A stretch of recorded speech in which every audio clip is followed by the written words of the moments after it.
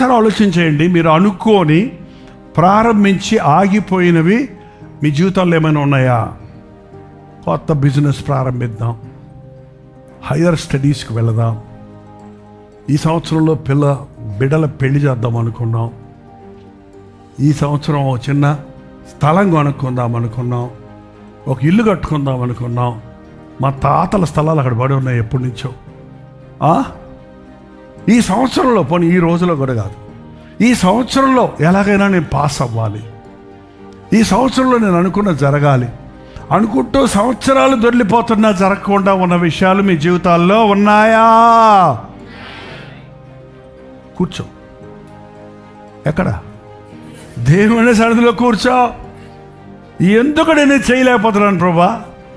ఇది నీ చిత్తం కాదా? ఇది నీ ఆలోచన కాదా? ఏంటి నాకు ఆర్థిక ఇబ్బందా? ఇది కట్టడానికి దగ్గర డబ్బులు లేవా? ఎందుకు నా దగ్గర డబ్బులు లేవు? ఆర్థిక ఇబ్బందుల విషయంలో లాగానే అన్ని నిర్ణయాలు మనం తప్పుడు నిర్ణయాలు చేయటం మూలాన కూర్చొని ప్రార్థించి దేవుని చిత్తం ఎరగకుండా ప్రారంభించిన స్టడీస్ కానీ, బిజినెస్ కానీ, ఉద్యోగం కానీ, ప్రయాణాలు కానీ, ప్రణాళికలు కానీ అన్నీ కూడా మధ్యలో ఆగిపోయాయంటే నువ్వు ఎగతాళి పాలవుతున్నావు, నవ్వులు పాలవుతున్నావు అని కృంగిపోవటం వల్ల ప్రయోజనం లేదు. కూర్చొని ఇప్పుడైనా ఎక్కడ తప్పు చేసావో సరి చేసుకుంటే సరవుతుంది.